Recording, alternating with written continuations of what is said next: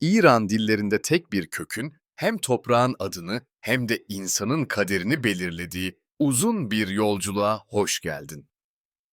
Bu videoda eski Farsçadaki dahyu kelimesinden başlayıp Farsçade, Pehlevice dahigan, dehkan ve Zazaca'daki dev biçimlerine uzanan bir hikayeyi tarih ve dil iç içe geçmiş şekilde izleyeceğiz.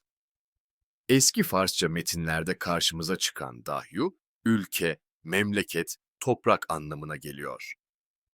Bu kelime Ahameniş, imparatorluk dünyasında yalnızca bir coğrafyayı değil, siyasi bir birimi de tanımlıyor. Zaman ilerleyip Sasani dönemine gelindiğinde, aynı kök Orta Farsçada deh biçimini alıyor ve anlam daralarak köy, kır yerleşmesi küçük yere dönüşüyor. Artık bu kök, imparatorluğun taşrasındaki küçük yerleşimleri, yani sıradan insanların yaşadığı mekanı anlatıyor.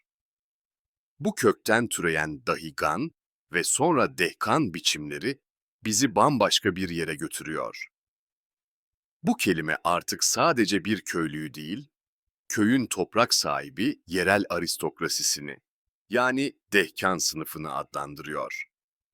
Taberi gibi tarihçiler ve Firdevsi gibi şairler eski İran soylularını anlatırken bu ünvanı sık sık kullanıyor.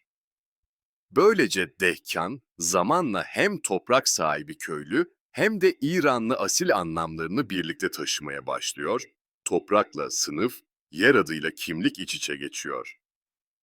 Coğrafi metinlere geçtiğimizde bu kökün bir başka yüzüyle tanışıyoruz. Dehestan, Orta Çağ. İslam coğrafyacıları Mukaddesi ve Yakut, Hazar kıyılarından Horasan'a kadar birçok bölgede Dehestan adını anar. Burada kelime, birkaç köyden oluşan kırsal bölge, nahiye anlamında kullanılır. Hem idari bir birimdir hem de gerçek bir yer adıdır. Yani deh kökü, tek tek köylerden bu köylerin oluşturduğu daha geniş bölgelere kadar uzanan bir ölçekler zinciri kurar. Şimdi bu hikayeyi batıya, Kuzey Mezopotamya'ya, Zazaca konuşulan bölgelere taşıyalım. Zazaca'da karşımıza çıkan dev biçimi, anlam bakımından yer, taraf, yurt alanına yaklaşır ve fonolojik açıdan deh kökünün devamı olarak yorumlanmaya açıktır.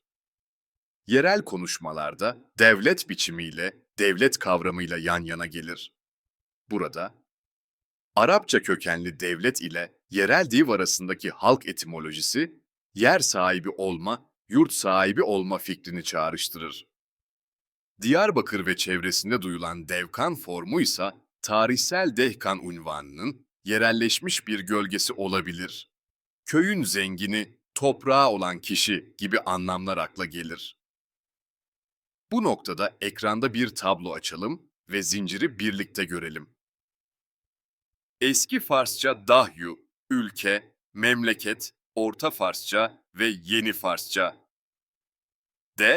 Köy, kır yerleşmesi, Pehlevice dahigan ve Farsça dehkan, toprak sahibi köylü, İranlı asil, Dehestan, köyler bölgesi, nahiye, Zazaça devlet, devkan, yer, yurt, devlet ve topraklı kişi. Hepsinin merkezinde aynı fikir var. İnsan kendini önce yerle tanımlıyor. Yurdundan, toprağından, köyünden.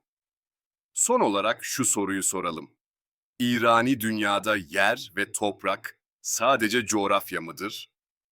Yoksa sınıfı, kimliği, hatta dili belirleyen görünmez bir eksen midir? Eski Farsçanın Dahyusu ile Zazaca'nın Dev'ü arasında binlerce yıl boyunca hem imparatorlukların sınırını hem de köylülerin hayatını çizen ince bir çizgi uzanıyor.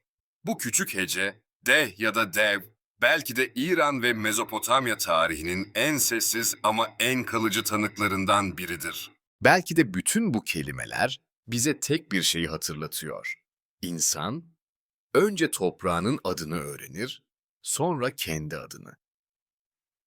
Deylem dağlarından Dicle kıyılarına uzanan bu uzun yolculukta Dehkan, Dehestan ve Dev bize hep aynı soruyu fısıldıyor. Nerelisin? değil, neren sensin? Eğer bu sorunun peşine düşmek istiyorsan, haritalara değil, kelimelere bak. Çünkü bazen bir dilin en küçük hecesi bir halkın en büyük hikayesini taşır.